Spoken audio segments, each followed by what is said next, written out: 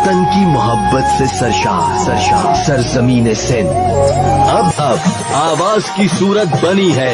मीरपुर खास की एक नई पहचान। जिए मीरपुर खास FM 88। मीरपुर खास की आवाज। जिए FM 88 सिंध की आवाज।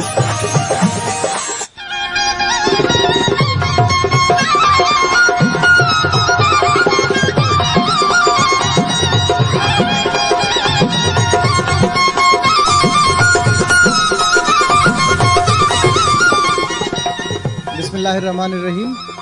अस्सलाम वालेकुम दोस्तों। GFM 88 मीरपुर खास में अज आऊं शहजादो मलक एग्जीक्यूटिव डायरेक्टर आर्ट्स फाउंडेशन तहां बुधंदड़न सां मुखातिब आहियां। आर्ट्स फाउंडेशन जी तहां दोस्तन के ख़बर हूंदी असांजे सभिनी लिसनर्स के त हिकिड़ो समाजी इदारो आहे जेको मीरपुर खास ऐं सिंध जे जेको आहे 10 ज़िलनि में मुख़्तलिफ़ जेको आहे समाजी कमकारियूं करे थो पियो। ख़ासि तौर ते असांजो जेको कमु आहे उहो औरतुनि सां आहे, छोकिरियुनि सां आहे, नौजवाननि सां आहे ऐं मुआशरे जा अहिड़ा जेके ॾुतड़ियल तबिका आहिनि जीअं मज़दूर माण्हू आहिनि असांजा, या असांजा जेके बेवा औरतूं आहिनि या यतीम न्याणियूं आहिनि, इन क़िस्म जे जेको आहे मुख़्तलिफ़ मकतब फ़िक्र जे माण्हुनि सां असीं कमु कयूं था पिया। असांजो तमामु घणो जेको कमु आहे, जेका असांजी सुञाणप आहे नौजवाननि सां कमु करण जी आहे, उन में बि जेको आहे असां जेको कमु कयूं था पिया ख़ासि तौर ते तरबियत जो ऐं पॉलिसी एडवोकेसी जो इन क़िस्म जो कमु आहे। थोरो नंढड़ो हिकिड़ो हिसो आहे जेके असीं ख़िदमतूं या सर्विस डिलीवरी चवंदा आहियूं। सो अॼु जेको आहे असां हिन GFM 88 मीरपुर खास जे ज़रिए सां तव्हां ॿुधंदड़नि ताईं मुखातिब आहियूं।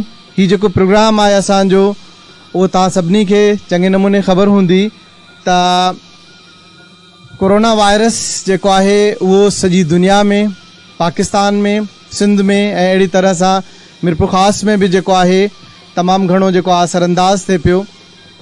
हींअर ताईं जी जेका सरकारी अंग अखर आहिनि जंहिंखे असीं ऑफिशियल डैशबोर्ड जी जेकॾहिं डेटा चऊं त उन जे मुताबिक़ 165 केसिस। ऐं वरी इहा ॻाल्हि अर्ज़ु पियो रखां त मुख़्तलिफ़ मीडिया में जेको आहे हिकु नंबर हलनि था, पर आउं सरकारी अंगनि अखरनि जी ॻाल्हि पियो कयां।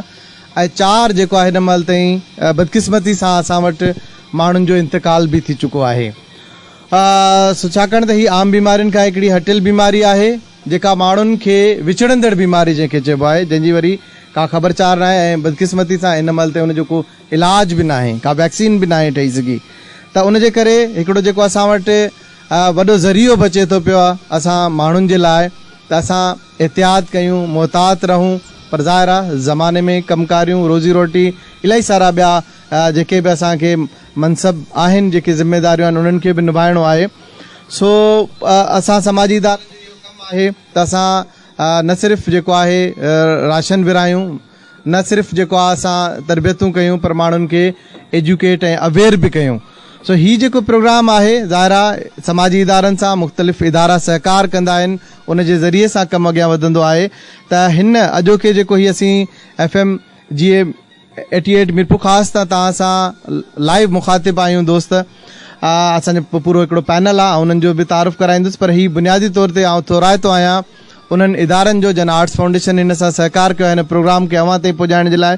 उजाला नेटवर्क आहे जेको पूरे पाकिस्तान में कोई 50-55 तंज़ीमुनि जो हिकिड़ो इतिहाद आहे, पूरे पाकिस्तान में जेको आहे कमु हले पियो। हीअ असांजा अहिड़े क़िस्म जा प्रोग्राम पूरे पाकिस्तान में नशर थी रहिया हूंदा मुख़्तलिफ़ इदारनि जे ज़रिए सां।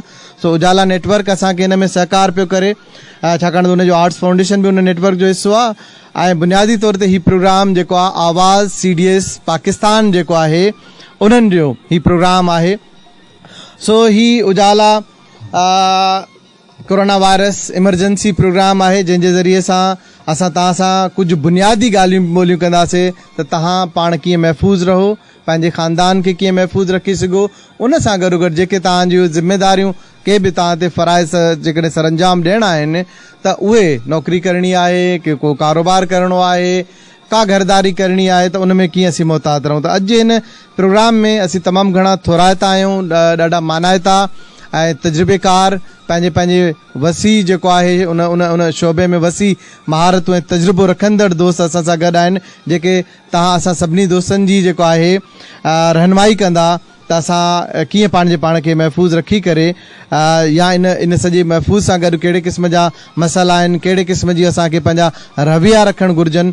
त असांखे हिन अॼु जे प्रोग्राम में तव्हां सां ॻाल्हि ॿोल करण जे लाइ जॉइन कयो आहे साईं डॉक्टर वासुदेव साहब, जेके मिरपुर ख़ास जा मञियल जेका आहे डॉक्टर आहिनि।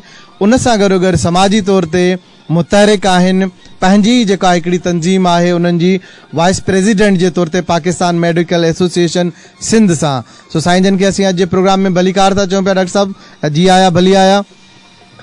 उन सां गॾोगॾु जेको आहे असां वटि हिन हेल्थ जे शोबे में चाहे उहो पोलियो हुजे, इम्यूनाइज़ेशन जो प्रोग्राम हुजे, या हिन महिल जेको आहे कोरोना वायरस आहे, उन ते हमेशह मुतहरिक रहण वारो असांजो नौजवान नईम मीरबर साहब आहे। उहे बि असां सां हिन प्रोग्राम में जेको आहे गॾु आहिनि, जेके हेल्थ कम्युनिकेशन सपोर्ट ऑफिसर आहिनि। कामनेट हिकिड़ो इदारो आहे ऐं मीरपुर ख़ासि डिवीज़न खे जेको आहे साईं रिप्रेज़ेंट कनि था पिया। सो नौजवान आहिनि। सो असांखे तव्हां ॿुधंदा रहो, असां सां गॾु रहो। जेको आहे तव्हां ॼाणे सघंदा त असांखे जेको आहे कोरोना खां कीअं महफ़ूज़ रहणो आहे ऐं उन में जेकॾहिं के मसइला आहिनि त उन्हनि खे कीअं असांखे नबर आज़मा थियणो आहे उन्हनि सां। उन सां गॾोगॾु हाणे असां वटि जेके टियां ऐं आख़िरी महिमान आहिनि जिन जो तारुफ़ जेको आहे कराइणु चाहींदुसि, उहे आहिनि मोहम्मद बुश कपरी साहब। साईं त पंहिंजे तारुफ़ जा कंहिं बि तारुफ़ जा मोहताज न आहिनि, पाण समाजी तौर ते मुख़्तलिफ़ इदारनि सां सलाहियल हुजनि था ऐं मिरपुर ख़ास जी जेका सिविल सोसाइटी आहे उनखे रिप्रेज़ेंट कनि था पिया। तो साईं खे बि असीं जे प्रोग्राम में भलीकार चऊं था पिया। उमेद आहे त असांजा सभई ॿुधंदड़ GFM 88 मिरपुर ख़ासि के उहे ट्यून रहंदा असां सां, त जीअं असीं जेको आहे हिन अहम मौज़ू ते तव्हां सां ॻाल्हि ॿोल खे अॻिते वधाए सघूं। सो आउं चाहींदुसि, हाणे वधीक टाइम नथो वठां पियो असांजे महिमाननि ऐं तव्हांजे विच में आउं वधीक जीअं चइबो आहे कि हायल न रहंदुसि। आउं चाहींदुसि त छाकाणि त ही बीमारी अहिड़े क़िस्म जी आहे जंहिंमें असांखे एहतियात ऐं मोहतात, जीअं चइबो आहे एहतियात करिणो आहे, मोहतात रहणो आहे।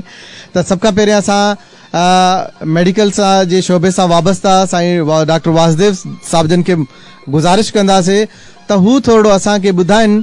डॉक्टर साहब तव्हां इहो ॿुधायो त उहे कहिड़ियूं बुनियादी एहतियाती तदबीरूं आहिनि या वरी उहे कहिड़ा सिहत जा बुनियादी प्रोटोकॉल्स आहिनि जिन खे असीं जेकॾहिं अपनायूं, असांजा माण्हू जेके ॿहिराड़ी में आहिनि, शहरनि में आहिनि, चाहे पढ़ियल आहिनि, अणपढ़ियल आहिनि, मर्द आहिनि, औरतूं आहिनि, जेके बि असांजो मुआशिरे जो हिसो आहिनि, हिंदू आहिनि, मुस्लमान आहिनि, या जेको आहे त उहे कीअं पंहिंजे पाण खे महफ़ूज़ रखनि था, उहे कहिड़ी बुनियादी तदबीरूं आहिनि। डॉक्टर साहब तव्हां असांखे जे ॿुधंदड़नि खे थोरी रहनुमाई कयो।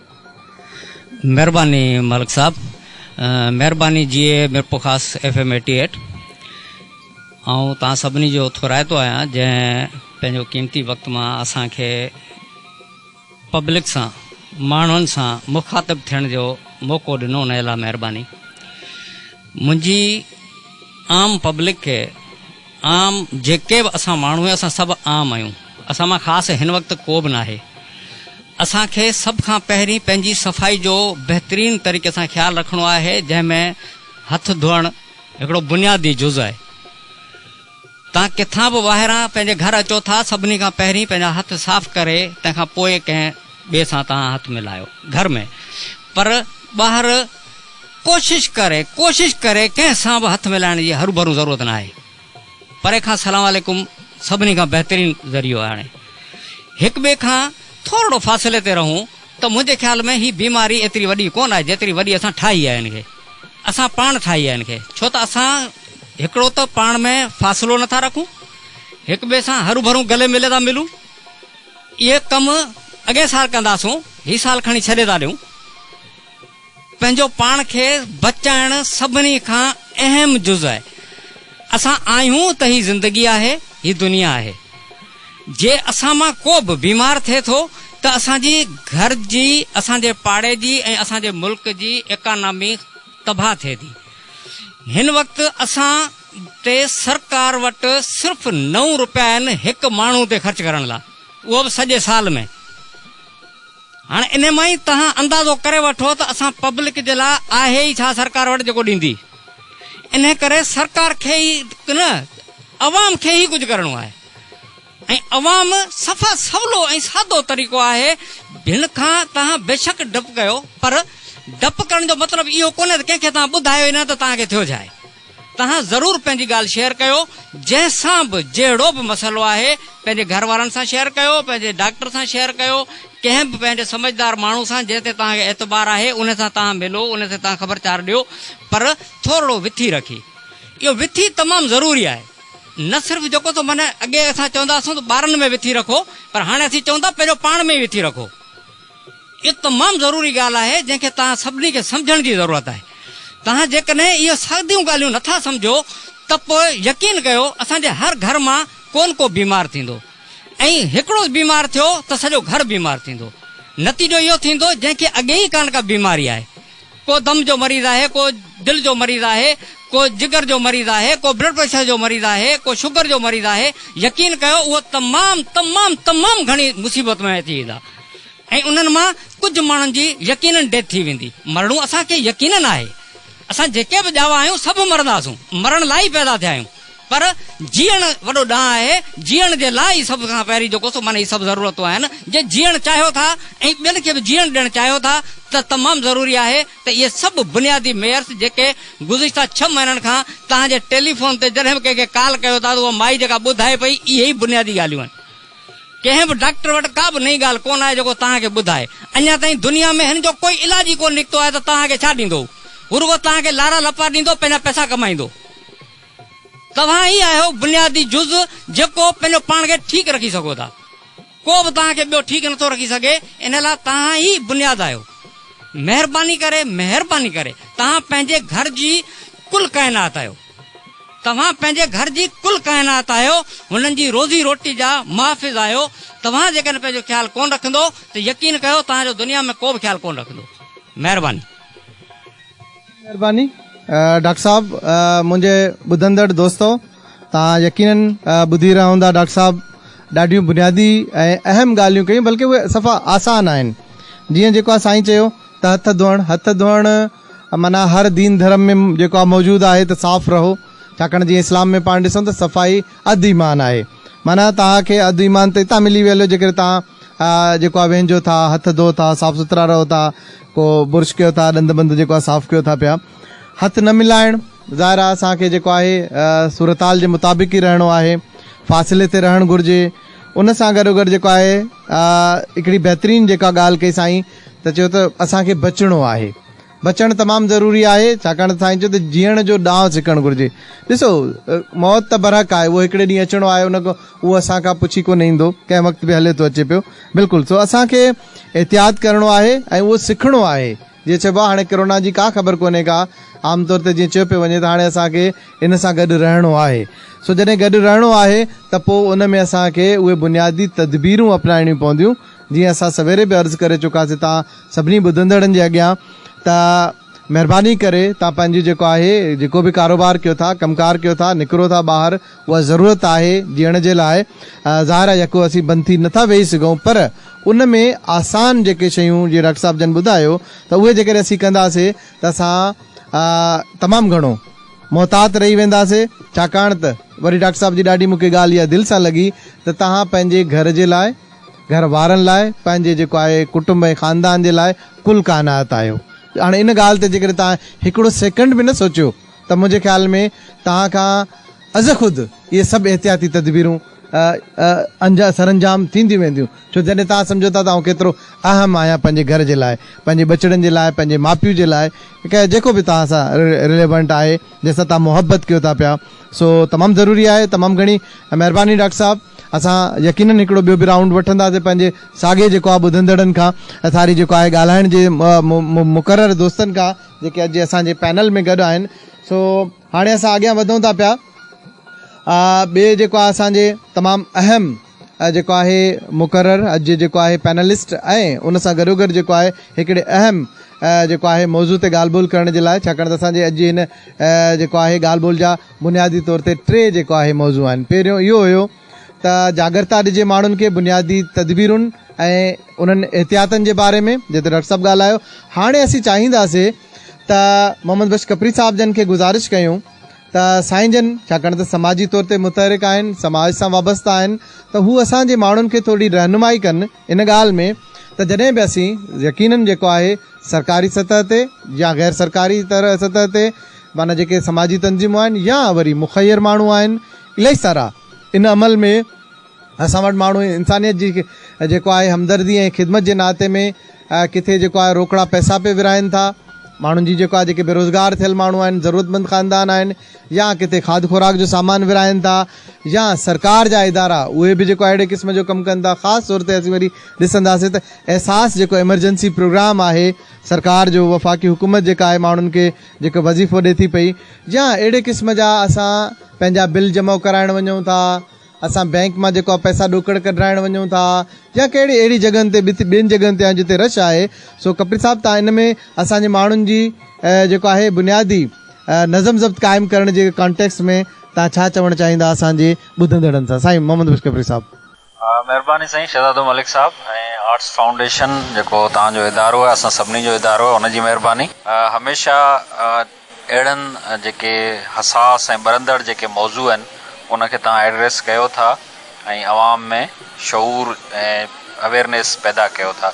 हाणे जेके अॼोको जेको असांजो प्रोग्राम आहे जंहिं ते असां लाइव FM ते आया आहियूं, डॉक्टर साहब ऐं नईम साहब ऐं आऊं एज़ ए सोशल एक्टिविस्ट जे हैसियत सां, असांखे इहो ॾिसणु खपे त कोरोना वायरस जंहिंजी एतिरी घणी जेका आहे सा मीडिया खां वेंदे तमामु हुकूमती इदारा, गैर हुकूमती इदारा, हर इदारो जेका हिन जी पब्लिसिटी या हिन जी जेके बचाव जे हवाले सां ॻाल्हि ॿोल करे पियो, छा इहो एतिरो वाक़ई संजीदा आहे? छो जो असांजे माण्हुनि में बदकिस्मती सां जेको आहे न एतमाद ऐं एतबार जो जेको रिश्तो आहे हुकूमतनि जे विच में ऐं आम माण्हुनि जे विच में, उहो बदकिस्मती सां ॾाढो कमज़ोर रहियो आहे। हुकूमती कंहिं बि ऐलान ते, हुकूमती कंहिं बि असीं SOP ते या उन जे ॾसियल कंहिं लाइन ते असीं हलण जे बजाए उनखे नेगेटिव सम्झंदासीं, उन जा असांखे नुक़सान पवनि था। लेकिन इनखे असीं सम्झूं था त हुकूमतनि बि शायदि पंहिंजे माज़ी में को अहिड़ो किरदारु अदा न बि कयो हूंदो, लेकिन ज़ाहिर आहे आवाम में इन करे ई इन एतमाद जी खोट आहे। लेकिन हिन वक़्तु असीं जॾहिं इहा ॻाल्हि इनखे ॾिसूं था कोरोना वायरस, त इहो सिर्फ़ु असांजे पाकिस्तान जो सिंध जो मसइलो कोन्हे, इहो सॼी दुनिया जो मसइलो आहे।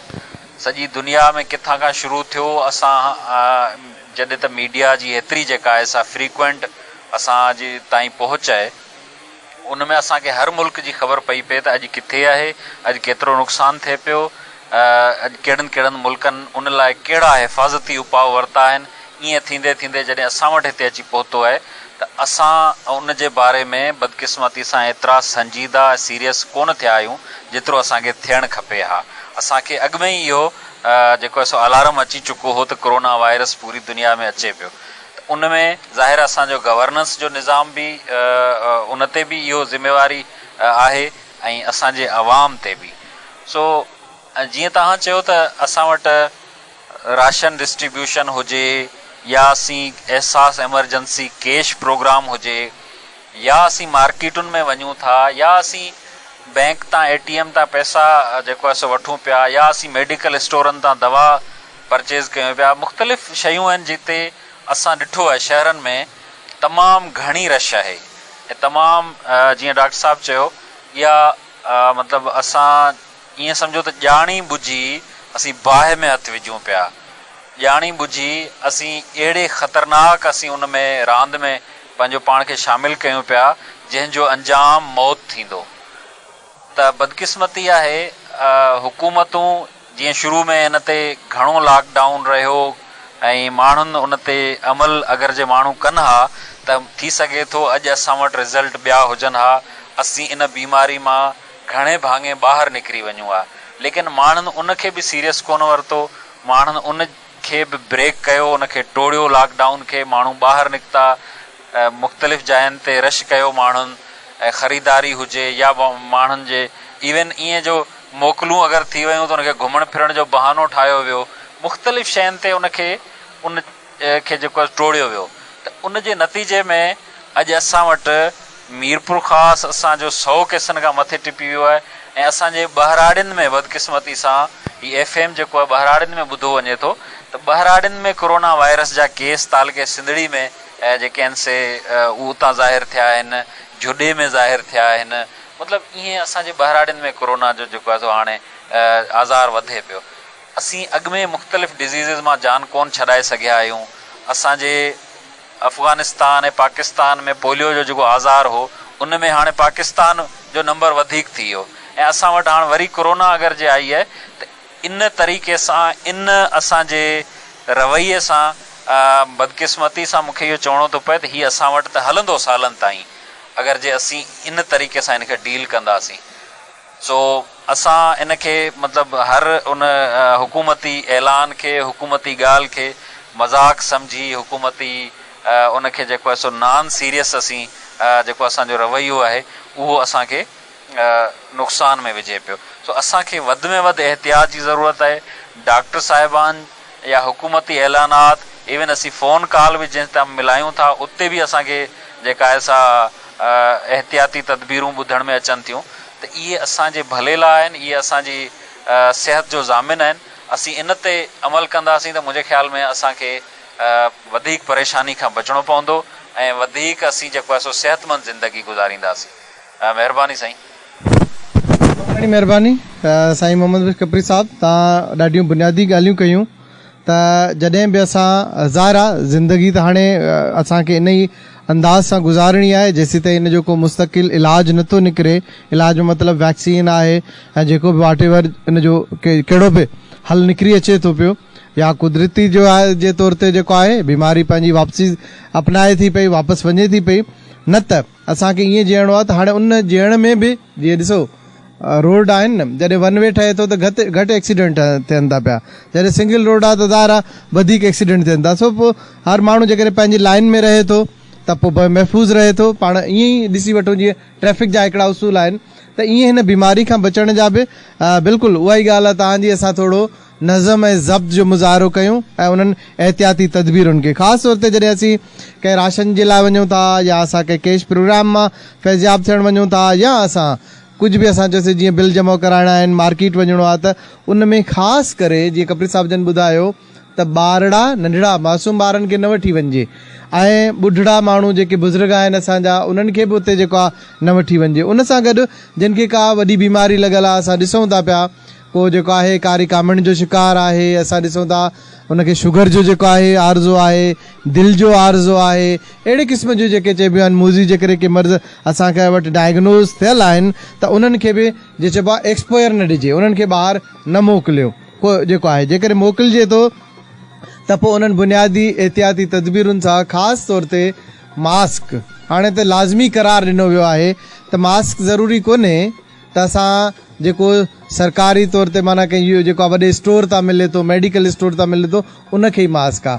पंहिंजे घरनि में असीं कपिड़नि जा जेको आहे टे तह ज़रूरी इहो आहे, टे तह ॾेई अहिड़ा ॼारीदार कपिड़ा जंहिंमां असांजो साह बि जेको आहे असीं खणण में आसानी हुजे। उन सां गॾु सफ़ा जेकॾहिं बिल्कुलु ईअं न आहे त पोइ सवेरे डॉक्टर साहिब जन सां जीअं ॻाल्हि पई थी त असांजे ॿहिराड़ी जो माण्हू या आम तौर ते जेको जेकॾहिं इबादत गुज़ार जेके बि माण्हू आहिनि जंहिं बि मज़हबनि जा, उहे पाण सां गॾु रुमाल टुवाल जंहिंखे चइबो आहे उहो ज़रूरु रखंदा।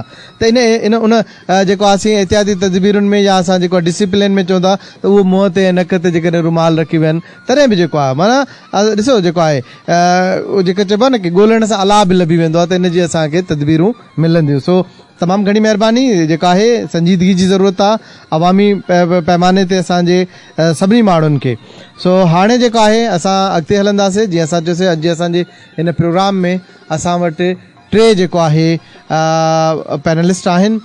नौजवान पैनलिस्ट असांजो नईम मीरबर साहब जन असां सां गॾु आहिनि। हाणे उहे हिकिड़े अहम मौज़ू ते तव्हां ॿुधंदड़नि सां ॻाल्हि ॿोल कंदा, उहो इहो आहे त जेकॾहिं तव्हांजे घरनि में, तव्हांजे ख़ानदान में, तव्हांजे कुटुंब में अलाह न करे को जेकॾहिं कोरोना वायरस जो मसबित माण्हू आहे जेको आहे कंहिं टेस्ट जे ज़रिए सां या जेको आहे शक शुबो आहे त उन सां असांजे उन घर वारनि जो, असांजे मुआशिरे जो, मिटनि माइटनि जो कहिड़ो रवैयो हुजणु घुरिजे। नईम साहब तव्हां खां असां इहो सवाल कंदासीं, छाकाणि त असां वटि आम तौर ते कुझु बीमारियूं हूंदियूं आहिनि या का ॻाल्हि अहिड़ी थी वेंदी आहे त पोइ असांजा रवैया बदिलजी वेंदा आहिनि। सो कोरोना मरीज़नि सां असांजो कहिड़े क़िस्म जो जेको रवैयो हुजणु घुरिजे, नईम साहिबु तव्हां पंहिंजे तजुर्बे ऐं पंहिंजे मुशाहिदे ऐं असांजे ॿुधंदड़नि जी रहनुमाई कयो त जीअं असांखे थोरो। बिल्कुलु, महिरबानियूं आर्ट्स फाउंडेशन ऐं GFM 88 नेटवर्क। बिल्कुलु, छो त असां वटि मीरपुर ख़ासि में अंग अखर ॿुधाइनि पिया त हाणे 165 केसिस थी विया आहिनि। इन जो मतिलबु त 165 फैमिलीज़ इन ॾुख या इन प्रोसेस मां गुज़रियूं आहिनि। त उन्हनि जे घरनि में होम आइसोलेशन जेको आहे, इन खां अॻु में त असीं जेके मरीज़ मुतासिर थियनि पिया त उनखे प्रेफर कयो पियो त उहे जेके हॉस्पिटल में किथे आइसोलेट थियनि, पर हाणे जेको आहे होम आइसोलेशन बि असां वटि मीरपुर ख़ासि में अक्सर केस जेके थियनि था त उन्हनि खे रखियो वञे थो। त हिकिड़ो त छो त ॾींहं पहिरें खां वठी 31 दिसंबर 2019 खां हीअ बीमारी जेका आहे उन जनम वरितो आहे ऐं असां वटि अप्रैल महीने खां 2020 जे अप्रैल महीने खां मुतासिर थियनि पिया मरीज़ ऐं हाणे आहिस्ते आहिस्ते इहो अंग वधे पियो त माण्हुनि जे ज़हननि में डेफिनेटली खोड़ सारा ख़दशा, खोड़ सारियूं शयूं आहिनि ऐं कुझु माण्हू संजीदगी सां हिनखे ॾिसनि पिया ऐं कुझु गैर संजीदा बि आहिनि। उन ते काफ़ी तफ़सीलन ज़िक्र थियो आहे, पर हिते ज़िक्र कबो उन्हनि मरीज़नि जो जेके पॉज़िटिव थियनि था त उन्हनि सां असांजो रवैयो कीअं हुजणु घुरिजे। अक्सर करे असां इहा ॻाल्हि ॾिसूं पिया समाज में त असीं जॾहिं बि को केस या को बि माण्हू पॉज़िटिव थिए थो त असीं थोरो उनखे इन नुक़्ते नज़र सां ॾिसूं त हाणे इन सां बिल्कुलु बि ताल्लुक़ु जेको आहे उहो ख़तमु करे छॾिणो आहे। असांजे अंदर में ख़ौफ़ अची वञे थो त इन फैमिली खां परे रहणो आहे, असांखे इन घिटीअ खां परे रहणो आहे। त इहो जेको ख़ौफ़ आहे बेसिकली इन ख़ौफ़ खे असीं ज़रूरु थोरो एहतियात करणु घुरिजे। एहतियात जे हद ताईं त ठीकु आहे, पर एहतियात खां हटी करे असीं जेका उन्हनि सां समाजी विथी कयूं था, सोशली जेको सफ़ा असीं उन्हनि खां परे थी वञूं था, त ईअं न थियणु घुरिजे। छो त उहो जेको मरीज़ आहे उनखे बि असांखे उनजी फैमिली खे टाइम ॾियणो आहे, उन सां लाज़मी आहे रूबरू नाहे मिलणो, समाजी विथी त करणी आहे, फिज़िकल डिस्टेंस मेंटेन रखिणो आहे, पर उन सां गॾु उन सां इंट्रैक्शन वरी बि रखणी आहे त जीअं उहो मेंटली डिस्टर्ब न थिए। छो त ऐं जे को बि मुतासिर मरीज़ मेंटली डिस्टर्ब थिए थो त उहो अञा बि वधीक भोगड़ा में हलियो वेंदो। असांखे दोस्त इहे सम्झाइनि था, डॉक्टर कम्यूनिटी इहा सम्झाए थी त असांखे हिन बीमारी खे मथे ते नाहे रखिणो, यानी हिनखे टेंशन नाहे क्रिएट करिणो। छो त जे असां इन क़िस्म जी प्रोसेस में वियासीं त पोइ जेको आहे असां शायदि हिनखे कंट्रोल करण में अञा बि ॾुखियाई थींदी।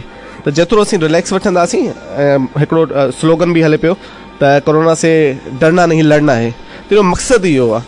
त हाणे हीउ जेको समाज में जॾहिं बि ख़ुदा न ख़्वास्ता आहे जेको केस अचे थो त तमामु अहम इहो आहे त असांखे उन पॉज़िटिव केस खां जेका फिज़िकल कॉन्टेक्ट आहे उन खां परे रहणो आहे। आम तौर ते असां जेके 2-3 शयूं त जेके WHO जा प्रोटोकॉल्स आहिनि उहे असां वक़्तनि ॿुधूं था। त में हिकिड़ो त इहो आहे त असांखे घटि में घटि आम तौर ते भले केस पॉज़िटिव आहे या न आहे, असांखे 1 मीटर जी विथी त आम तौर ते बि रखणी आहे। यानी हर माण्हू खे, छो त सभ खां अहम जेका हिन कोरोना वायरस जे हवाले सां ॻाल्हि आहे त हिन में एसिम्प्टोमेटिक केसिस, यानी जंहिंखे कंहिं बि क़िस्म जो को बि अहिड़ी को नज़र नथो अचे सिम्पटम, त उहो बि मुतासिर थी सघे थो, कैरियर बि थी सघे थो। त असांखे का ख़बर कोन्हे त कहिड़े माण्हू जे अंदर में हीउ वायरस अची चुको आहे ऐं कहिड़े माण्हू खां विथी बरक़रार रखणी आहे या नाहे रखणी।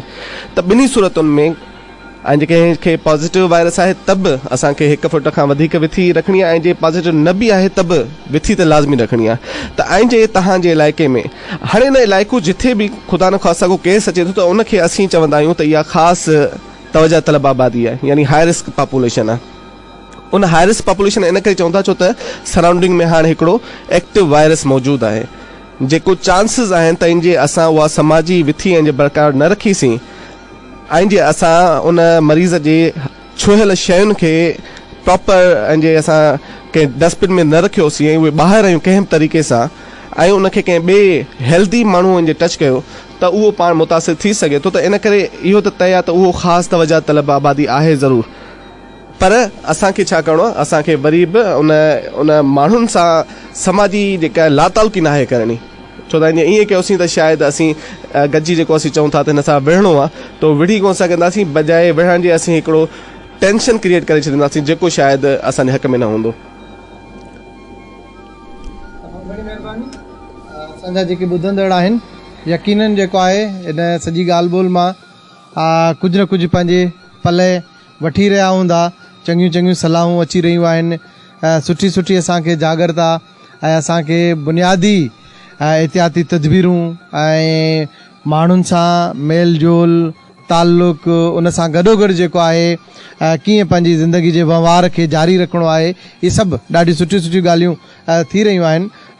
त आउं पंहिंजे ॿुधंदड़नि खे वरी अर्ज़ु हिकु दफ़ो इहो रखंदो हलां त हीउ जेको आर्ट्स फाउंडेशन जो GFM 88 मिरपुर ख़ासि सां अॼोको प्रोग्राम हली रहियो आहे, उहो उजाला नेटवर्क ऐं आवाज़ CDS पाकिस्तान जे सहकार सां असां हीउ प्रोग्राम करे रहिया आहियूं।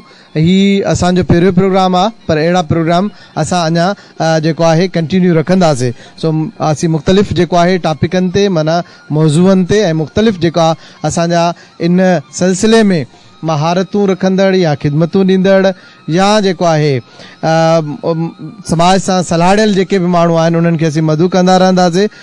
उमेद आहे त अहिड़े क़िस्म जा प्रोग्राम असांजे जेको आहे आम माण्हू जेको आहे उनखे ज़रूरु जेको आहे कंहिं न कंहिं हद ताईं जेको आहे मुस्तफ़ीज़ जेको आहे फ़ाइदो ई ॾींदा ऐं असांजा माण्हू उन मां लाभ पाए पंहिंजी जेको आहे पंहिंजे पाण खे महफ़ूज़ रखी सघंदा। बिल्कुलु जीअं नईम साहब जी ॻाल्हि खे आउं वरजाईंदुसि त हीअ जेके कोरोना जा असांजा मरीज़ आहिनि जेको आहे या उन्हनि ख़ानदाननि में जेकॾहिं अहिड़े क़िस्म जा माण्हू आहिनि त उन्हनि जी जेको आहे खां समाजी तौर ते जेको आहे फ़ासिलो ज़रूरु रखिणो आहे, पर उन्हनि सभिनी सां दिली तौर ते असांखे जुड़ियल रहणो आहे। उन्हनि सां असांखे एहतियात करिणो आहे, पर उन्हनि खां असांखे दूरी विछोटी या अलाह न करे का अहिड़ी नफ़रत जेको न आहे करणी। जीअं चयो वेंदो आम तौर ते त मर्ज़ खां तव्हां नफ़रत करे सघो था, पर मरीज़ खां कॾहिं बि न। सो छाकाणि त हिन सॼी बीमारी में वरी असीं इहो ॻाल्हि पिया कयूं त असां वटि हौसलो ॾियो मरीज़ खे, छाकाणि त हिकिड़ो तव्हां अंग्रेज़ी जो लफ़्ज़ ॿुधंदा हूंदा इम्यून सिस्टम, जंहिंखे सिंधी में असां चऊं त कुवत मुदाफ़ियत। असांजे अंदरि बॉडी में जेको आहे इहा शइ अचे त उतां ई जेको आहे उनखे रेज़िस्टेंस पैदा थिए, रुकावट थिए त जीअं इहा बीमारी असांखे नुक़सानु न ॾेई सघे। सो असां चाहींदासीं त हिन प्रोग्राम खे कंटिन्यू रखूं, छाकाणि त जेके असांजा पैनलिस्ट आहिनि असां उन्हनि खां हिकिड़ो ॿियो बि राउंड वठंदासीं त हू इन्हनि शयुनि जे बारे में हिकु दफ़ो वरी जेको आहे जीअं चइबो आहे कि कंक्लूड करण तरफ़ वेंदासीं त जेको आहे पंहिंजो आख़िरी पैगाम हूंदो उहो छा ॾियणु चाहींदा, उन पैगाम जे बारे में असां जेको आहे उहो वरजाए करे वरी तव्हां ताईं दोस्तनि ताईं पहुचाइण जी ॻाल्हि कंदासीं। छाकाणि त ॾिसो ॿियो को ज़रियो ई न आहे सवाइ इन जे त माण्हुनि खे अवेयर कयो ऐं एजुकेट कयो, ऐं माण्हुनि लाइ बि ज़रूरी आहे त माण्हू उन ॻाल्हि खे अपनाइनि ऐं उन ॻाल्हि ते ॿुधल ॻाल्हि ते जेको आहे अमल ज़रूरु कनि। छाकाणि त असीं वरी वरी इहो अर्ज़ु पिया कयूं त हिन जो को इलाजु कोन्हे त तव्हां इस्पताल में भेड़ा थींदा ऐं वञी उते का सुई लॻाईंदा, कंहिं सुई 10 रुपए वारी मां कमु न थियो, भला तव्हांखे अलाह से पैसा जाम ॾिना त तव्हांखे सुठी में वञी करे 50 रुपए वारी इंजेक्शन लॻाईंदा, अहिड़ी त का बि ॻाल्हि कोन्हे का। हिन में ग़रीब हुजे, विचोले तबिके जो माण्हू हुजे या अमीर हुजे, पढ़ियल आहे अणपढ़ियल आहे, मर्द आहे औरत आहे, हिंदू आहे मुस्लमान आहे, बहिराड़ी जो आहे शहर जो आहे, उन लाइ सिर्फ़ु ऐं सिर्फ़ु इहो ई पैगाम आहे त मोहतात रहो कोरोना वायरस खां। उन जी बुनियादी एहतियाती तदबीरूं सफ़ा आसान आहिनि जेके असीं वरी वरी तव्हां सां ॿुधाए बि रहिया आहियूं। सो असां इहा ॻाल्हि करे रहिया आहियूं त हीउ जेको आर्ट्स फाउंडेशन जो जेको सिलसिलो आहे हिन में सिर्फ़ु न रेडियो प्रोग्राम आहिनि, बल्कि असां जेको आहे इलाही सारे जॻहनि ते बैनर्स जे ज़रिए सां इहे जेके ॻाल्हियूं करे रहिया आहियूं इन्हनि खे डिस्प्ले कंदासीं। उन्हनि अहम जॻहनि ते जिथनि माण्हुनि जी जेको आहे गुज़रगाह आहे, इस्पतालूं थी वियूं, चौक थी विया हलिया, अहिड़ा जेका जीअं नादरा जो ऑफिस थी सघे थो, जाम पब्लिक वञे थी, उते असीं ईअं बैनर वञी करे लॻाईंदासीं। जेके प्रेस क्लब्स आहिनि उन्हनि जे मार्केट जा जेके चौक आहिनि, सिविल इस्पताल आहे, त जीअं ॾिसो असांजो कमु हिकिड़े जेको आहे शहरी जी हैसियत में, हिकिड़े समाजी इदारे जी हैसियत में माण्हुनि खे तरग़ीब ॾियणु आहे, माण्हुनि खे तालीम ॾियणु आहे।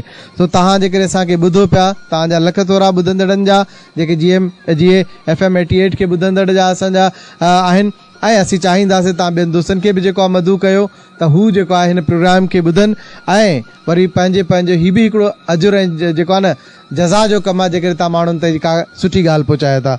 सो असां हाणे वरी अॻिते हलूं था पिया। पंहिंजे अॼु पैनलिस्ट असांजे क़ाबिल एतिराम डॉक्टर वासुदेव साहब जन वटि जन पंहिंजो टाइम कढी करे असांखे हिन प्रोग्राम में जॉइन कयो आहे।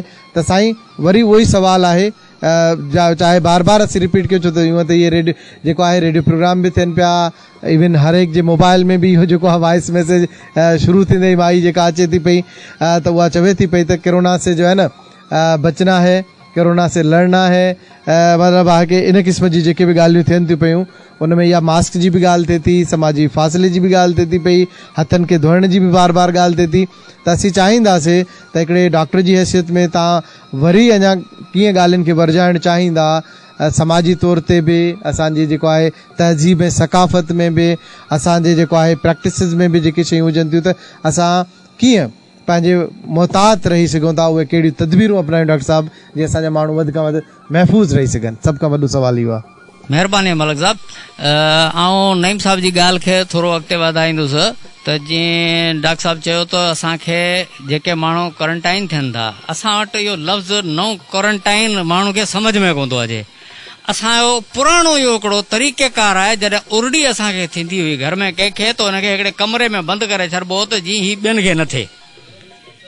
इहो सफ़ा उहो ई तरीक़ेकार आहे जेको असांजा अॻे माण्हू सम्झनि पिया था। ही मुसीबत बि अहिड़ी आई आहे असां वटि जंहिंजो हिकिड़ो ई असां वटि तरीक़ेकार आहे बचाव। असां वटि को फ़िलहाल इलाज कोन आहे। तव्हां जेकॾहिं सरकार ते भाड़ियो था त यकीन कयो पंहिंजूं सभई ॿेड़ियूं साड़ियो था। तव्हां सिर्फ़ ऐं सिर्फ़ पंहिंजो पाण ते भाड़ियो, तव्हां बीमारी न थियो न त तव्हांखे सरकार जो कम ई कोन्हे न। तव्हां छो था बीमार थियो? तव्हां वटि सवलो तरीक़ो आहे बाबा। करणो छा आहे? कुझु बि कोन्हे करणो। मुंहुं ते हिकिड़ो बुथाड़ो ॿधणो आहे, हथ ॿिए खे कोन्हे ॾियणो, परे खां सलाम करणो आहे, पंहिंजे कम सां कमु रखणो आहे, अला अला ख़ैर सलाह। अरे बाबा सादो तरीक़ो आहे। छो भला अहिड़ो मुसीबत आहे कहिड़ी हिन में? ॻाल्हि सिर्फ़ु एतिरी आहे जो असांखे सरकार चयो अथई कयो, त हाणे सरकार चयो त इनखे त असां पक कोन्हे मञणो। छो त सरकार कॾहिं असां सां सची थी न आहे, त हाणे हिन में असीं कीअं हुन सां सजा थियूं? बाबा हिन दफ़े इत्तफ़ाक़ सां सरकार सच पई चवे। महिरबानी कयो, ॾाह थियो। छो त यकीन कयो असां वटि कुझु ॾींहनि खां पोइ डॉक्टर ई कोन हूंदो। हिन वक़्तु सूरत हाल इहो आहे, 1000 खां मथे डॉक्टर ख़ुदि बीमार आहिनि। 1000 खां मथे तव्हां इहो लिखी वठो। हिन वक़्तु सरकारी नौकरी जे लाइ डॉक्टरनि इंटरव्यू ॾिना आहिनि, उहे जॉइन ई कोन था कनि। कोन था कयूं, कहिड़ी ज़रूरत आहे लख रुपया वञी पाण ख़ुदकशी कयूं? छो त जेके उते अस्पताल में ड्यूटी कनि था उहे यकीननि मुसीबत में मुब्तला थियनि था। ऐं पोइ जॾहिं घर था अचनि त मुंहिंजा घर वारा मुसीबत में था अचनि। सूरत हाल इहा आहे जो उन्हनि जे लाइ किथे बिस्तरो कोन्हे, किथे रखण जी जाइ कोन्हे, त हू पाण जॾहिं परेशान आहिनि त तव्हांखे छा ॾींदा? ही तव्हांखे बार बार जेको असां मिंथूं था कयूं, उन्हनि मिंथन करण जो मक़सदु इहो आहे त महिरबानी करे पंहिंजे ॿारनि जो, पंहिंजे पाड़े वारनि जो ऐं पंहिंजो ख़्यालु रखो। उन ख़्यालु रखण जो बुनियादु आहे इहो न, थोरो हिकु ॿिए खां परे रहो बसि। हिन में कोई वॾी ॻाल्हि कोन्हे, का वॾो मसइलो न आहे।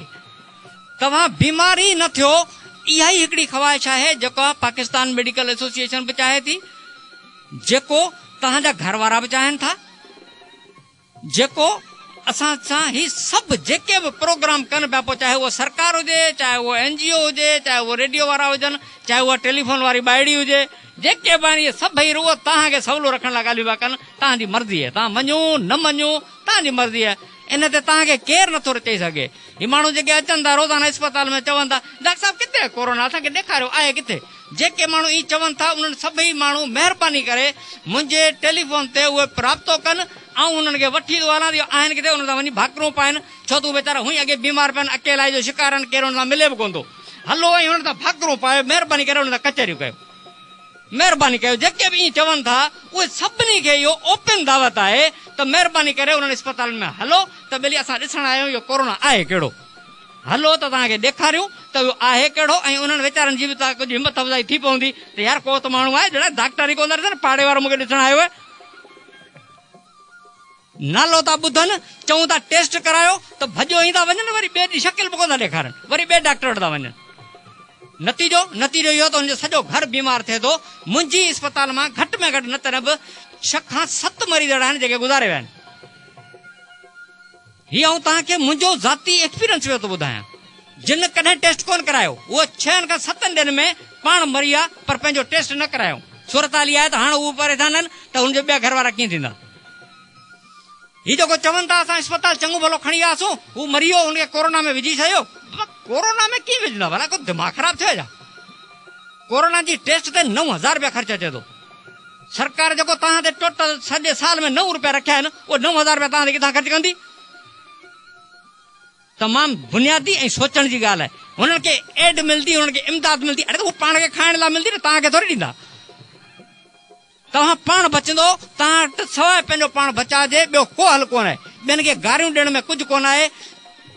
हिकिड़ी ॻाल्हि आहे न त ज़िंदगी मौत अलाह जे हथ आहे, बेशक आहे, भला रोज़ी बि त रब जे हथ आहे। पोइ सुबुह खां वठी शाम ताईं धिका छो था खायो?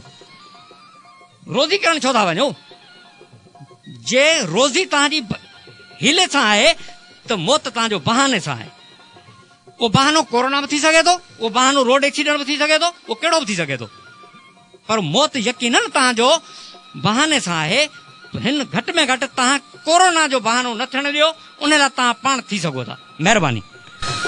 तमामु घणी महिरबानी ॿुधंदड़ो। डॉक्टर साहब जेको आहे ॾाढे खरे अंदाज़ में ऐं जीअं चइबो आहे सफ़ा ॻोठाणे अंदाज़ में, छाकाणि त करे करे कमु कंदे कंदे पोइ जेके माण्हू जीअं चइबो आहे न की तजुर्बो कंहिं ॿिए कंहिं गवाही जो मुहताज न हूंदो आहे, ऐं पोइ जीअं चइबो आहे की दिलि जली मां माण्हू ॻाल्हाईंदो आहे। सो डॉक्टर साहब उन तरीक़े सां ॻाल्हायो आहे, तव्हां दोस्तनि सां मुखातिबु थियो आहे। उहो कॾहिं कॾहिं खारो ॻाल्हाइणु असांजे फ़ाइदे लाइ त असांखे ॿुधणु घुरिजे त हीउ कोरोना वाक़ई जेको आहे जेकॾहिं असीं एहतियात नथा कयूं त पोइ ख़तरनाक आहे। जेकॾहिं एहतियात कयूं था त बिल्कुलु बि असांखे घबराइण जी टके जी बि ज़रूरत न आहे। असीं डिसिप्लिन रहूं, असां उहे एहतियाती तदबीरूं कयूं त इनशा अल्लाह ताला पाण खे को भउ भोलो कोन्हे को। ॿी ॻाल्हि इहा त जीअं डॉक्टर साहब हिकिड़ी ॾिसो, असांखे हिकिड़ी क़ौम जी हैसियत में असांखे इन ॻाल्हि ते फ़ख़्रु बि हुजणु घुरिजे ऐं दुनिया खे असांखे ॾेखारणु बि घुरिजे। ऐं इहो पैगाम ॾियणु चाहींदुसि असांजे ॿुधंदड़ सभिनी जेको आहे GFM 88 मीरपुर ख़ासि जे ॿुधंदड़नि खे त ॾिसो, असांखे फ़ख़्रु हुजणु घुरिजे त हिकिड़ी क़ौम जी हैसियत में असां उरड़ी खे मात ॾिनीसीं, उन सां असां विड़ियासीं। उहा ई ॻाल्हि हुई त असां उन्हनि माण्हुनि खे क्वारंटाइन कंदा हुआसीं, सही आहे, उहो हिकिड़ो ॿियो वक़्तु हुयो। त तंहिंजे करे असीं चाहींदासीं त दुनिया में असांखे हिकिड़ी बहितरीनु क़ौम ऐं हिकिड़ी नज़म ज़ब्त वारी ऐं हिन कोरोना जहिड़े वायरस खे पंहिंजी हिमत हौसले ऐं एहतियाती तदबीरुनि सां मुंहुं ॾेई करे पार पवण वारी जेको आहे क़ौम जे तौर ते साबित करणु घुरिजे। सो हाणे आउं अॻिते हलंदुसि। उहा ई ॻाल्हि त अहिड़े क़िस्म जा जेके मुख़्तलिफ़ जेके असांजी ज़रूरत जे लाइ मुख़्तलिफ़ प्रोग्राम थियनि था मदद जा, या असांखे पंहिंजो जेको आहे फ़राए सरअंजाम ॾियण में जिते जिते वञिणो पवे थो त उते असांखे कहिड़ियुनि शयुनि जो नज़म ज़ब्त में ख़्यालु रखणु घुरिजे। ऐं वरी वापसि वञा थो पियो कंक्लूड करण जे हवाले सां मोहम्मद मुशकपरी साहब ॾे त साईं तव्हां पंहिंजे ई हुन मौज़ू ते आख़िरी कहिड़ो पैगाम ॾियणु चाहींदा असांजे अवाम खे? महिरबानी साईं, डॉक्टर साहब जो कराइतियूं ॻाल्हियूं ॿुधियूं साईं। जीअं डॉक्टर साहब चयो त माण्हू टेस्टुनि खां राहे फ़रार अख़्तियार कनि था, कंहिं बि प्रोसीजर में पवण खां माण्हू राहे फ़रार अख़्तियार कनि था। सो इहा ॻाल्हि वाक़ई सची आहे त जिते डॉक्टर, पुलिस, पैरामेडिक्स जो अमलो सभई निशाने ते हुजनि, उते मतिलबु असांजो आम माण्हू त का सटी न सही सघंदो।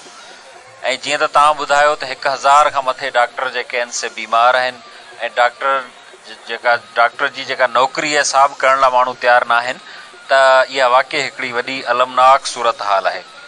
जीअं त पाण सभु सम्झूं था त WHO जेको वर्ल्ड हेल्थ ऑर्गेनाइज़ेशन आहे, दुनिया जो जेको सिहत जो आलमी इदारो आहे, उन बि पाकिस्तान जे हवाले सां ख़तरे जी घंटी वॼाए छॾी आहे। त मतिलबु पाकिस्तान जी जेका गवर्नेंस जी सूरत हाल आहे या जेको एफिशिएंसी, इन खे रोकण जी एफिशिएंसी में जेको नंबर आहे उहो 148 नंबर आहे। त असां 148 नंबर जी जेका एफिशिएंसी आहे उहा इट मीन्स त असीं त अलाह ख़ैर करे त हीअ त लाश ढोअण वारो बि केरु कोन हूंदो। ऐं इन सूरत हाल में पोइ असीं जेको असां चऊं था त हीअ फलाणे मुल्क अमेरिका जो या फलाणनि मुल्कनि जो हीउ ड्रामो आहे, डॉलर लाइ माण्हू कनि था, हुकूमतूं पैसनि लाइ कनि थियूं, कूड़ आहे, इन क़िस्म जी शयूं जेके आहिनि न, उहो वाक़ई जीअं डॉक्टर साहब चयो त हुकूमतूं वाक़ई हिकिड़ो अवाम में एतमाद पंहिंजो माज़ी में विञाए चुकियूं आहिनि। लेकिन इतफ़ाक़ सां हिन दफ़ा जेको आहे तमामु सचियूं ॻाल्हियूं, तमामु खरियूं ॻाल्हियूं हुकूमत ऐं तमामु इदारा कनि पिया। सो असांखे एहतियात ई त करिणो आहे। असांखे अलाह ख़ुदा न ख़ास्ता किथे कंहिं ॿी वॾी तकलीफ़ में कोन्हे वञिणो। असांजा सभई इदारा आर्ट्स फाउंडेशन ऐं ॿिया खोड़ सारा इदारा इहो ई पैगाम ॾियनि पिया त एहतियात कयो। ऐं एहतियात मुंहिंजे ख़्याल में जंहिं ते को ख़र्च बि कोन थो लॻे, एहतियात में को असांखे का वॾी का तकलीफ़ बि कोन थी खणणी पवे। सो ऐं जेको असां वटि अफ़सोस जी जेका ॻाल्हि आहे उहा हाणे असीं मार्केटुनि में वञी ॾिसंदासीं त मार्केटुनि में खोड़ सारा माण्हू बिना मास्क जे हलनि पिया। इवन गवर्नमेंट जा जेके असिस्टेंट कमिश्नर्स आहिनि उहे वीचारा तमामु घणी महिनत करे दुकानदारनि खे SOP ते अमल दरामद कराइण लाइ उहे महिनत कनि पिया। मीरपुर ख़ासि में बि उन्हनि जा ऐं फ्रीक्वेंट विज़िट थिया पे, लेकिन दुकानदार त वरी बि मास्क पाए डील करे पियो। लेकिन असांजो आम माण्हू छो कोन थो करे? आम माण्हू ते बि जेको आहे सो को अहिड़ो फाइन या इन क़िस्म जी का शइ हूंदी त पोइ मुंहिंजे ख़्याल में रड़ बि थींदी ऐं एहतियात बि थींदी। माण्हू रड़ियूं बि कंदा। अगरि जेको 500,000 रुपया को जुर्मानो भरींदो त पोइ माण्हू रड़ियूं कंदा ऐं हुकूमत खे गारियूं ॾींदा, पुलिस खे बि कुझु जेको आहे सो बुरो भलो चवंदा ऐं अमल दरामद करणु शुरू कंदा। वॾियूं जेके अस्पतालूं आहिनि या वॾा इदारा आहिनि मास्क खां सवाइ अंदरि अचणु कोन था ॾियनि। सो असां वटि दुकानदार खे बि इहो हिन प्लेटफॉर्म तां अर्ज़ु आहे त गिराक खे घटि में घटि मास्क पाइण लाइ आमादा करे थो त मास्क छो कोन पातो आहे। आइंदा अगरि मूं वटां सामान वठिणो अथई त मास्क पाए अचिजांइ। मतिलबु इहा अगरि असीं सभिनी खे मोटिवेशन या अवेयरनेस ॾींदासीं 1 by 1 त मुंहिंजे ख़्याल में इहो सिर्फ़ु हुकूमत ते भाड़णु सुठो कोन्हे। इहो असीं तव्हीं दुकानदार ऐं जेके बि सुञाण धुरियूं आहिनि उहे सभई इन ते जेको आहे सो अवेयरनेस ते काहे पवंदासीं त मुंहिंजे ख़्याल में असीं हिकिड़े वॾे तबिके खे अवेयर करण में कामयाब थी वेंदासीं। महिरबानी साईं मोहम्मद वश कबीर साहब। हाणे असां पंहिंजे कंक्लूडिंग रिमार्क्स जे लाइ जेको आहे हलूं था पिया अॻियां नईं मीरपुर साहिब जन ॾे। त साईं इन कोरोना जे वायरस में जेकॾहिं को ख़ुदा न ख़ास्ता माण्हू आहे त उन सां उनजे ख़ानदान मिटनि माइटनि जो छा रवैयो हुजे, उहा ई ॻाल्हि त आख़िरी जेकॾहिं तव्हां कंक्लूडिंग काई ॻाल्हि करणु चाहियो त नईम साहब। बिल्कुलु सभ खां अहम इहो आहे त जॾहिं बि ख़ुदा न ख़ास्ता केस आहिनि जेके को मुसबित अचे थो त उनखे जेको आहे सेपरेट कमरे में रखिणो आहे। उन सां कंहिं क़िस्म जी मेल जोल नाहे करणी ऐं उनजो वॉशरूम जेको आहे उहो अलॻि हुजे त जीअं उहो अंदरि ई हुजे ऐं अंदरि ई उनजो खाधो पीतो उनजो SOPs जेके आहिनि उहे वक़्तनि बवक़्तनि जॾहिं बि को पॉज़िटिव केस थिए थो त उन सां शेयर असीं कयूं था वञी उनजे दर ते वञी करे। ॿी जेका अहम ॻाल्हि मां ॿुधाइण थो चाहियां त डिप्टी कमिश्नर ऑफिस मीरपुर ख़ासि उन में जेको आहे कोरोना कंट्रोल रूम हिकिड़ो पूरो सेल ठहियलु आहे जंहिंमें जनाब ज़ाहिद हुसैन महमूद DC जेको आहे उनखे लीड पियो कनि ऐं गॾोगॾु DHO मीरपुर ख़ासि डॉक्टर सैयद मुश्ताक शाह ऐं उनजी पूरी टीम आहे। डॉक्टर नारायण आहे, डॉक्टर दिलबर मरी आहे जेके हिन वक़्तु फोकल पर्सन्स आहिनि। त उहो कोरोना कंट्रोल रूम जेको आहे उन में तव्हांखे 24/7 जॾहिं बि कंहिं बि क़िस्म जी ॼाण जी ज़रूरत हुजे त उहे तव्हां बख़ूबी अची सघो था। त एग्ज़ैक्टली तॾहिं तव्हां उते ईंदव त तव्हांखे जंहिं बि क़िस्म जो को ख़दशो हूंदो त उहो तव्हांजो एड्रेस थी सघे थो। उते खोड़ सारा विज़िटर्स बि अचनि था ऐं गॾोगॾु आख़िरी जेका गुज़ारिश हूंदी उहा इहा हूंदी त जेके बि SOPs आहिनि सईद कपरी साहब बि हींअर अर्ज़ु रखियो, डॉक्टर वासदेव साहब बि अर्ज़ु रखियो, उहो ई त उन ते अमल कयो। उन में 4 जेके मुख़्तसिर जेके शयूं आहिनि सभ खां अहम त स्टे होम यानी जे घर में रही सघो था त घर में रहो ऐं जे निकिरो था त पोइ जेको मास्क जो इस्तेमालु आहे पोइ कंहिं बि क़िस्म जो मास्क उनजे लाइ लाज़मी न आहे त सर्जिकल मास्क हुजे। कंहिं बि क़िस्म जो मास्क हिन वक़्तु उहो ॾाढो अहम आहे ऐं तव्हांखे प्रोटेक्ट कंदो। जॾहिं बि घर खां ॿाहिरि निकिरो था ऐं घर में अंदरि दाख़िल थियो था इन्हनि ॿिन्ही अमलनि में तव्हांखे हथ धोइणा आहिनि ऐं 20 सेकेंडनि ताईं तव्हांखे हैंड वॉश करणा आहिनि घटि में घटि। ऐं इन खां अलावा ऐं जे तव्हां ॿाहिरि निकिरो था ऐं कंहिं माण्हू सां मिलो था त जेका समाजी विथी आहे उहा घटि में घटि 1 मीटर लाज़मी आहे। ऐं जे तव्हां वटि पाणी जी सहूलियत न आहे ऐं तव्हां उनजे लाइ सैनिटाइज़र जो इस्तेमालु बि करे सघो था, उन लाइ 60 to 70% अल्कोहलिक। ऐं ॿियो अहम जेको आर्ट्स फाउंडेशन हिकिड़ो कमु कयो हुयो उहो इहो त पंहिंजनि प्यारनि खे हिकिड़ो मैसेज करे छॾियो। छो त जॾहिं मूंखे आर्ट्स फाउंडेशन तरफ़ां हिकिड़ो मैसेज आयो त असीं तव्हांजो ख़्यालु रखूं था ऐं असीं चाहियूं था त तव्हां पंहिंजे पाण खे कोरोना खां बचायो त सच पुछो त ॾाढी ख़ुशी थी हुई। ऐं जे मां किथे बि थोरो पंहिंजे रिलैक्स थी वियो हूंदुसि त उन मैसेज खां पोइ वरी मूं पंहिंजे पाण खे रीथॉट कयो ऐं वरी कुझु जेके आहिनि अमल जेके आहिनि SOPs आहिनि उन ते अमल पे कयो। त बिल्कुलु इहे जेसिताईं असीं सभु गॾियल न आहियूं, हिकु झुंड में न आहियूं त हिन कोरोना खे असीं न करे सघंदासीं, डिफीट न करे सघंदासीं, त तव्हां सभिनी जो ताउन रहंदो त जीअं हीअ जेका डिप्टी कमिश्नर ऑफिस जी टीम अणथक महिनत पई करे, ॾींहुं राति महिनत पई करे, पूरी हेल्थ जी टीम आहे, उन्हनि सां जॾहिं तव्हां मिलंदव, डॉक्टर साहब बि हींअर ज़िक्र कयो, जॾहिं तव्हां मिलंदव न तॾहिं अंदाज़ो लॻंदो त हीअ केॾी वॾी बीमारी आहे ऐं केॾी वॾी नफ़री हिन जे लाइ ॾींहुं राति कमु पई करे। सो उमीद त तव्हां ख़ुशि हूंदव ऐं सिहतयाब हूंदव, हिन कोरोना खां महफ़ूज़ हूंदव। तमामु घणी महिरबानी। असांजे पैनल में अॼु मौजूदु डॉक्टर वासुदेव साहब, नईम मीरबार साहब, साईं मोहम्मद बशकपरी साहब, उन सां गॾोगॾु आर्ट्स फाउंडेशन के हिन प्रोग्राम में सहकार करण जे लाइ उजाला नेटवर्क ऐं आवाज़ CDS पाकिस्तान जा असीं तुराइता आहियूं कि अॼु हिन प्रोग्राम में तव्हां ॻोठाणनि ताईं ऐं शहर जे वासियुनि ताईं असांखे हिकिड़ी अहम ॻाल्हि पैगाम पहुचाइण जे लाइ असीं हिते गॾु हुआसीं।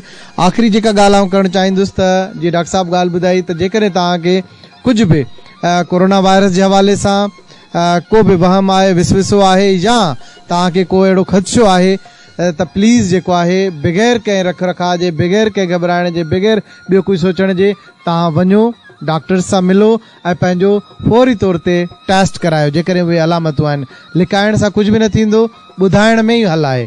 सो उमेद आहे त तव्हां ॿुधाईंदा रहंदा, एहतियात कंदा रहंदा ऐं पंहिंजे ख़ानदान ऐं पंहिंजे प्यारनि जे लाइ जेका तव्हां कुल काइनात आहियो उन्हनि सां गॾु हूंदा। सदाईं ख़ुशि हुजो, आबाद हुजो, पंहिंजे अल्लाह साईं जी ऐं पंहिंजे जेको आहे अमान में रहो।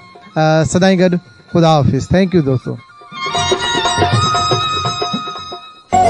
वतन की मोहब्बत से सरशार सरजमीन सिंध अब गूंज रही है GAFM 88 की सरमस्त आवाज से।